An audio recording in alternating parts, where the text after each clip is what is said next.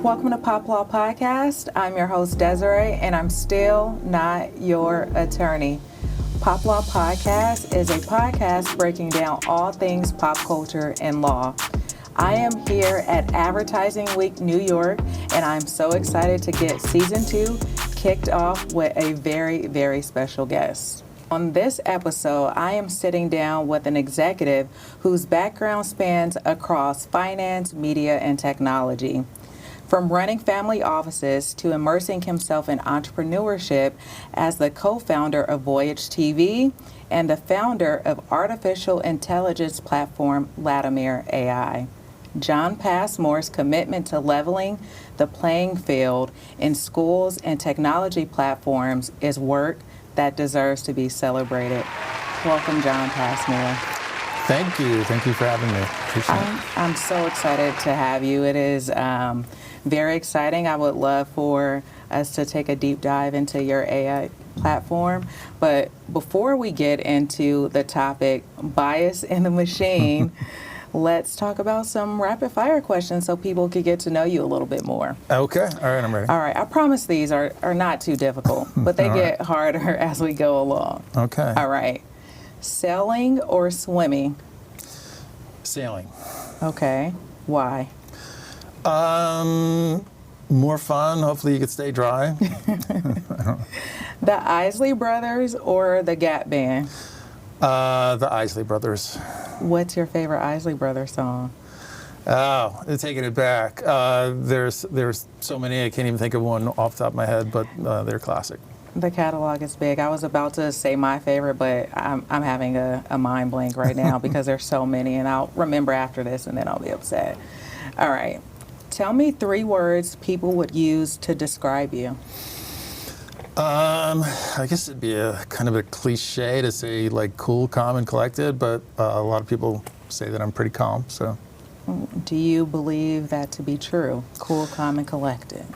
From an exterior standpoint, it is true. Yeah. Okay. And then, what's the other side that people don't see? How would you describe yourself? I'm really not that super calm, on the interior. So, but I think especially when you're leading organizations and you're running organizations, I think it helps to at least project kind of I got this under control kind of demeanor. Right. Okay, that makes sense. I think I would say the same thing. I'm very calm, always the same, very monotone, but inside I'm boiling sometimes. Okay, in one sentence, explain the why behind your work.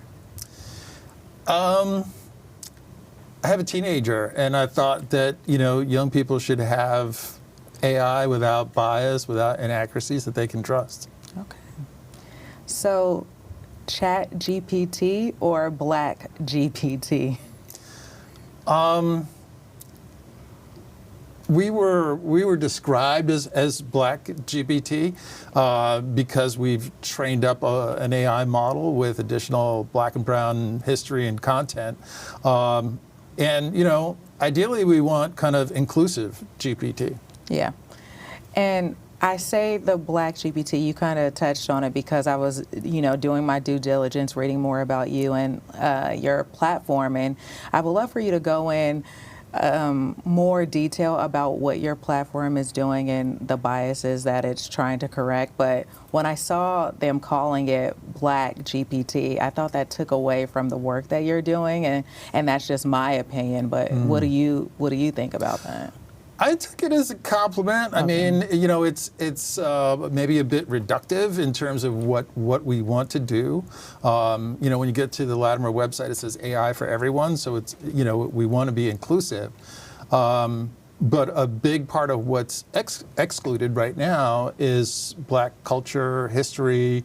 It's in there somewhere, but I think the overall models basically have a Western culture or white bias. Yeah, that definitely makes sense. One in legal, there's a saying, your contracts are as good or as bad as you negotiate. And I often wonder, can the same be held true for these large language models? Are they as good or bad as the information that you're feeding it? Yeah, so the data that I think was used in what they're called foundation models, whether it's, OpenAI and ChatGPT or Galileo and Google, everybody, there's 5 big companies, Microsoft, Amazon, Meta, that have foundation models, obviously Anthropic as well. And the original training data is kind of flawed in that they use things like comments from social media or from YouTube, and we all know the bias that those can have. So, at some point, I think we may have to go back in. Yeah. These are giant neural networks, and one of the issues with a neural network is you cannot just go in and delete information and say, oh, we've upgraded, we've deleted that information. You'd have to kind of start from scratch. Oh, wow. I didn't realize it's starting from scratch all the time. They're not starting from scratch. So you're kind of building on stuff, Okay. and what has happened is that they built something. I think OpenAI basically wanted to be the leader, so that they released a product kind of while everybody else was sleeping. Right. But those original foundation models are, have some questionable content, and I don't think anybody really wants to redo a model right from the start and keep Right. building on top of what's there. Got it. So we're talking about OpenAI, and there's lawsuits against them, class action lawsuits from the accuracy of where they're getting the information, or if they are obtaining the information, I'll say legally from a contractual standpoint, because there's some copyright issues that's at the realm of these cases. I've looked into your platform, and you're actually licensing the content from where you're building or how you're building that model. Can you tell me a little bit more about the sources? Yeah, well, while we do licensed content, we have something called a RAG model, meaning that we put a database on top of an existing foundation model, and currently that foundation model is OpenAI. We will probably train up Meta's model, open source model, Llama. But all of those models have some questionable content, and you're a lawyer, so you probably have a better perspective than I do. But the question is, if you as an individual can search on Google and find something, then if a machine searches and finds something and then stores it so Right. that you as a user can, look at it or read about it, is that kind of fair use? Is the machine really that different than a person? In this case, the machine can recall everything that it's ever read, and Right. it's read the entire internet at this point. So Yeah, it's a great legal question. I think no one has really figured Yeah. out the answer. I was telling you prior to this, a friend of mine, an attorney, we were talking about the derivative use. And when I'm talking about derivative, I'm talking about even if you're licensing someone's content to create something else, is that new use, is that new information, which is a derivative of the Yeah. existing information, who owns it? And we were just going back and forth, and I don't know if that has been figured out yet. What are your thoughts on the ownership aspect of that new work?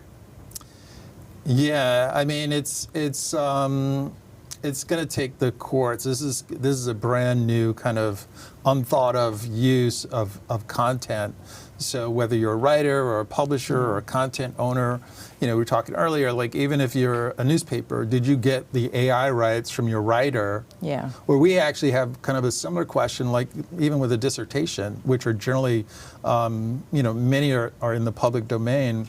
But now, if you can make money with dissertations by getting tens of thousands of them and training up a model, do the writers then, the people that created those dissertations, are they owed money, or does the school own, the school that they got their PhD from, does the school own those dissertations? They've all ended up at, I think it's University of Michigan, so it's another gray area. Yeah, as a content creator, my argument would be I actually own it because I did all of the research. I put together this dissertation. I created the content. So while I had to do it for a school assignment, the school did not create it. And I think, again, these are questions that we really don't know. And I think we're all figuring it out together. we definitely are figuring it out together, and I definitely think it's going to keep many lawyers employed for some time as we kind of sort through all these different questions that weren't thought of 5 years ago. Yeah, you're saying lawyers being employed, and that's come up. I don't think that lawyers will ever be out of a job. It might make our jobs faster. The good lawyers who learn AI and know how to use the tools to help them do their jobs faster. I mean, there's already been different templates that people can go out and find, different resources. I won't say those companies because they aren't paying me. But people can already get drafts of contracts. They can already get templates, but it's not geared towards that situation. I think the thing that we have to remember is that we're really in, use a baseball analogy, we're in the first inning with AI. So the functionality that we see now, let's say a legal assistant being able to generate contracts or agreements, is really early stage. And you have companies like, I think both Meta and OpenAI are trying to create something they call AGI, artificial general intelligence, meaning really that the software it can do what a human does, that it can think on its own.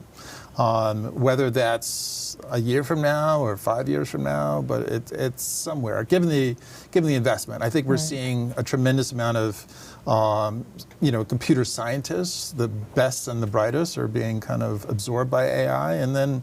I think, OpenAI just raised another almost $7 billion. So I think they have enough funds to solve those problems. And do you think any of these models or platforms, they can teach judgment, emotion? Are those things, empathy, that are important for the models? I think they'll just keep getting smarter, and just in the same way that, a plane, birds fly, but planes fly too. They may not flap their wings, but they get you from point A to point B. I think that the computer may not have empathy or some of the things that we regard as human in the same exact way. Right. But I think they can get awfully close, All right.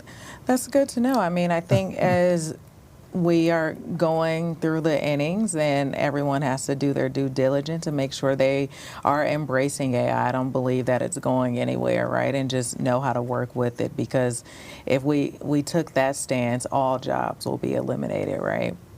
Some people believe that that's the future. Yeah. Well, staying with that and the job discussion, to frame this episode, we talked about the AI models, but let's talk a little bit about the biases in some of these models again in the workplace. So there's a couple of lawsuits that I had looked up, and I think that's really important for this discussion. One with Workday and one with the company iTutorGroup, and this lawsuit in particular was brought by the EEOC. With Workday, essentially, if you have a regular 9-to-5 job, you have probably used Workday. They pretty much power hundreds of companies' job descriptions, and people go through that. Well, it was a man named Derek Mobley, black man, Morehouse graduate. Shout out to all the HBCU graduates. He had applied for over 100 jobs using Workday, and apparently was rejected from all of them, including a job that he was currently doing for the same company as a contractor, and even got rejected from a job within 1 hour. Wow. And through discovery, found out that Workday was allegedly using an AI model that had bias, and apparently or allegedly was rejecting him because of race and him being a black man. So this is a discrimination suit. It is against Workday. They are also looking at the models and seeing if the model can be held liable. Does there need to be a human interaction when you're sifting through these applications? So the lawsuit is in California and is allowed to continue. And when I saw this, I instantly thought of, again, the bias that you're trying to combat, and the jobs, again, being eliminated because of these models. But at this high level, it seems to be pretty problematic. Yeah, I mean, there's bias in very simple things, like, if you ask, a question and it gives you, let's say just white artists. If you say who's the most important artist in our culture, so then you can see, wow, that's that kind of bias. And then you have algorithmic bias. And within Biden, he had an executive order last November. Now nothing's going to happen, but within that executive order, there was supposed to be red teaming, meaning testing against these different forms of bias and discrimination. Right now, it's kind of a free-for-all. Right. So it's working through the courts as opposed to through legislation. But you have. I have a partner with Tanya Lewis-Lee. She had a film called Aftershock about maternal mortality, and they were in a hospital, and they couldn't tell why this piece of software was recommending that Black and brown women have C-sections to a greater degree than white women. And having major surgery, of course, affects the mortality because it's major surgery. Right. And so in a lot of these cases, it's not apparent where the bias is coming from, other than the fact that we know that it's there. Yeah. Same with the iTutor case that I had mentioned. This time, this suit was brought by the EEOC, and essentially the plaintiff, and it was a class action lawsuit, they discovered that this AI model was rejecting women over 55, men over 60. So we have some age discrimination on this case, and iTutor ended up settling the case for $365,000 to over 200 candidates. So again, I'm seeing that not only race is playing a part, but again, age and just the information that these models, I'm assuming, are trained on or given. Again, it's hard to ferret out. They do need to be red teamed or tested because, you have issues in terms of mortgage applications. And, are you just taking, or, in the case of some bigger companies, if they've asked AI to, hey, this is our current employee roster, let's hire more people. But let's say you were underrepresenting minorities or women in the past, and then the AI is just trying to replicate what you already have. So it's just reinforcing what you already have. And how do you think tech companies, builders of these AI models, corporations can be held accountable for the biases in their technology? Apparently, there's a lot of pushback. I think Governor Newsom just rejected or vetoed a bill in California. I'm not sure if that was the right or wrong thing to do, but it was vetoed. So there does probably need to be some oversight that, I think in every industry we don't expect, hospitals or what have you to just self-regulate. So I think AI is in that position where it probably needs a little bit of regulation. Yeah. Now, do you believe AI can ever truly be unbiased, or will it always reflect biases for creators, applicants? I think we can maybe tell it to not be biased or show us how it's being more transparent, but it is almost in some ways like a person, and a person has a bias. If you say who's your favorite artist, or what's your favorite thing to do, that begins to show that you have some sort of bias towards those things. So I think AI, because it's going to be trained by human with human content, it's going to have some bias. Okay. And what do you believe are some of the biggest challenges in addressing bias in AI at the algorithmic level? Sometimes it's really hard to detect where it is. You could ask the model, 1,000 times and not have a bad response, but on the 1,001st time, after you've released it, somebody finds a way to get a bad response, or somebody inadvertently gets a bad response. You have people now that are, kind of for fun, they call it jailbreaking, right? So we know that there's kind of biased information behind some guardrails. So some people like to play around and try and figure out if they can get that information to surface. And, I think every day on X or Twitter, there's somebody that finds something that's kind of maybe funny, but it's also kind of scary that data is still in there. Yeah. And you mentioned hallucinations earlier. Can you just explain what hallucinations are when it comes to AI? Again, I look at this as kind of like a version 1 issue. The models are what we call kind of one-shot, meaning that you ask a query on one side, it's definitely going to give you an answer on the other side. So as it's processing, it knows that, hey, this is the information I have to give this person a response. And if it doesn't find all the information that it wants to for the response, it's still going to serve up an answer. There's ways to kind of recursively ask itself, like, hey, I'm about to say that, all would happen in milliseconds. I'm about to say this. It could shoot that response to another model to check. But in the very beginning, it was just kind of giving you whatever it had. And in some cases, if it didn't have data, it would kind of make it up. Yeah. And so for Latimer.ai, again, please tell us what you're trying to achieve, what it's about, and how people can start interacting with it.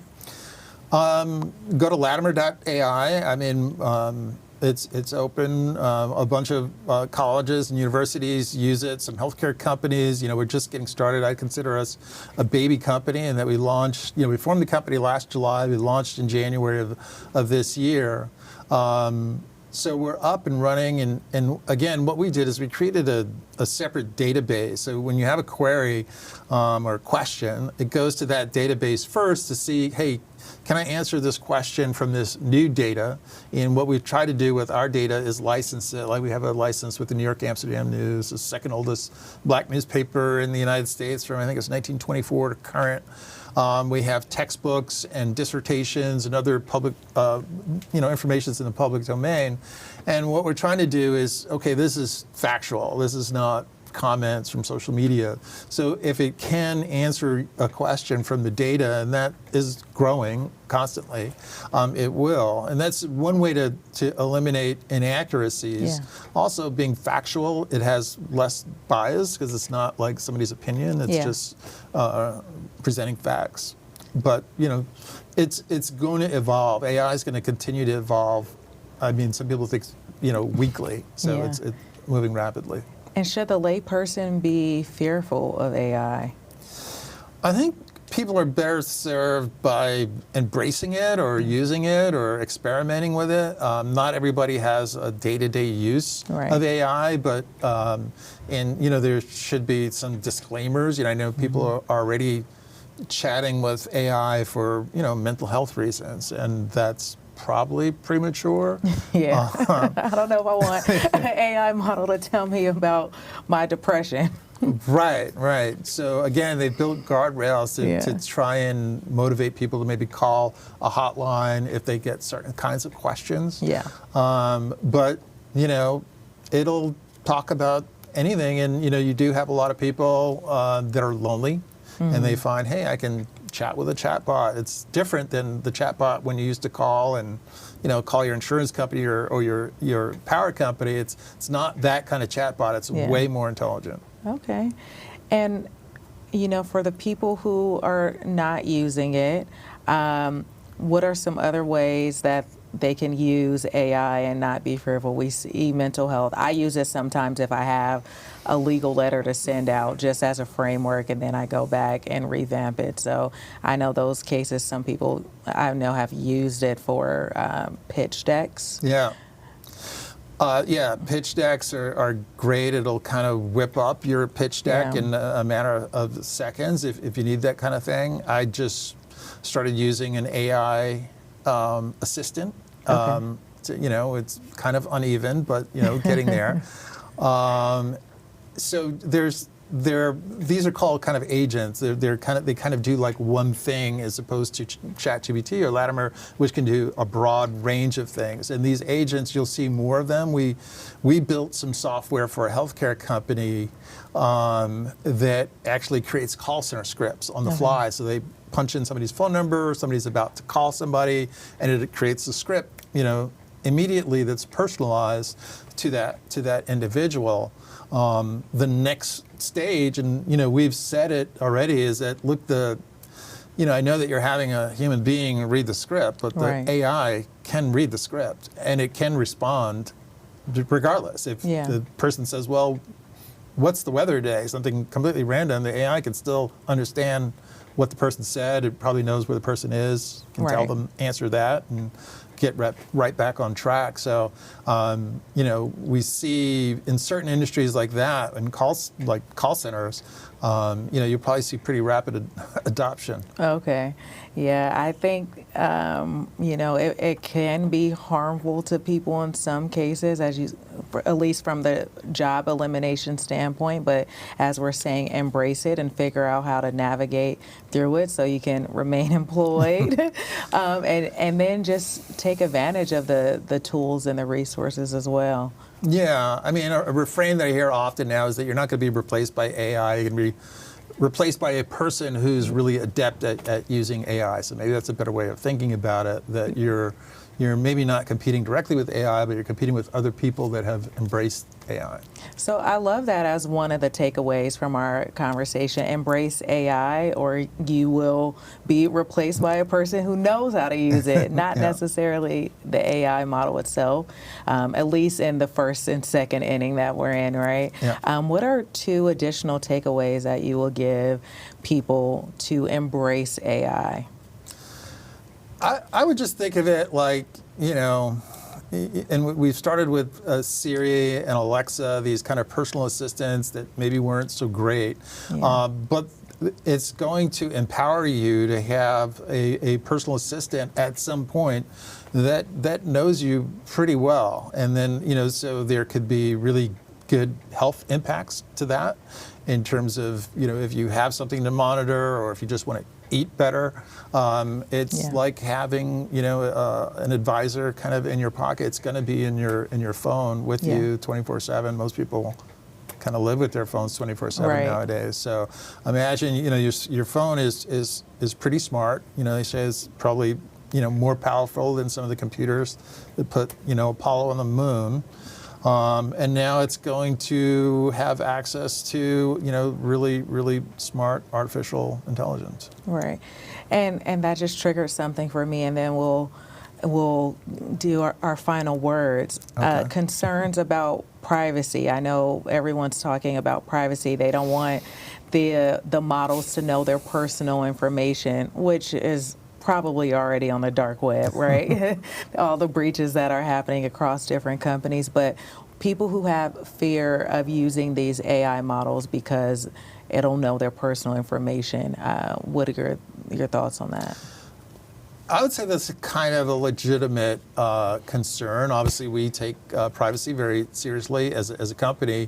I think that we all saw what happened with social media, and in a bad way. Like it really, they weren't good stewards of our privacy, and then they kind of social media kind of used an algorithm that kind of baited us in almost kind of an addictive way to scroll more or be upset. It said, oh, if I give you a post that is upsetting, you engage more.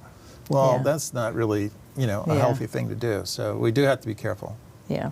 And I would just say from a legal standpoint, be cautious of the information that you're giving, because if ownership is an issue, I still don't know yet who owns the information you're feeding the model. Is it the model, or is it me? I had a friend who wanted to use ChatGPT to write a book, and I said, take a step back, let's talk about this first. Right.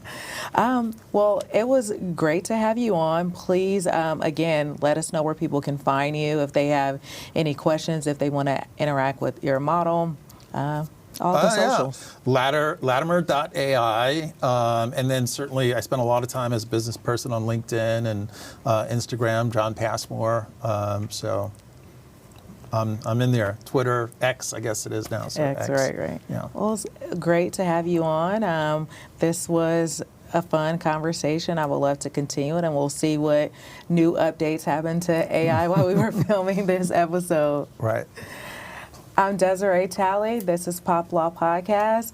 Make sure that you tune into Pop Law on all social media Pop Law Podcasts, www.poplawpodcast.com. We will have this episode available on our Pop Law channels, on YouTube, again, the website, and we will be on all streaming platforms where you can listen to us as well.